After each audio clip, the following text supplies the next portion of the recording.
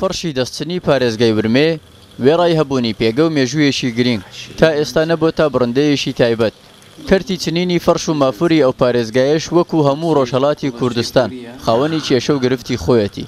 ئەگەر سیتەونکارانی پارێزگای ورمێ کێشە و گرفتیان کەم نییە، بەڵام بە گوتەی کارناسێکی فەرش سەرەکیترین کێشەکان بریتین لە نەبوونی سیاسەتی پاڵپشتی لە تاونکاران، نەبوونی نەخلینە، سیستمی نەریتی، نەبوونی بڕندێکی تایبەت و پیشەسازی خۆماڵی.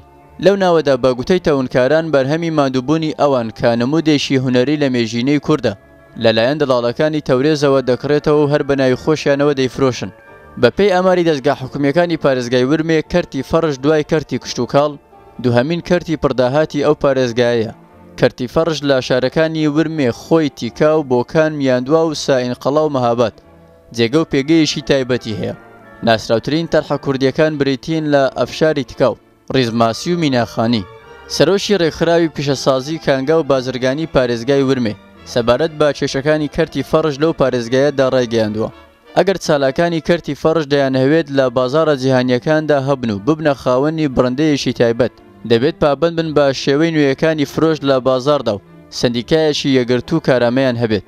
لە پارێزگای ورمێ 75,000 تاونکار سەرقاڵی چنینی فەرش و مافورن کە بەپێی ئامارەکانی ڕێکخراوی پیشەسازی کانگا و بازرگانی ساڵانە تاونکارانی ئەو پارێزگایە 280,000 تا 290,000 میتری چوارگۆشە فەرش دەچنن کە 18 تا 20 میلیۆن دۆلار داهات بۆ پارێزگای ورمێ مسۆگەر دەکات.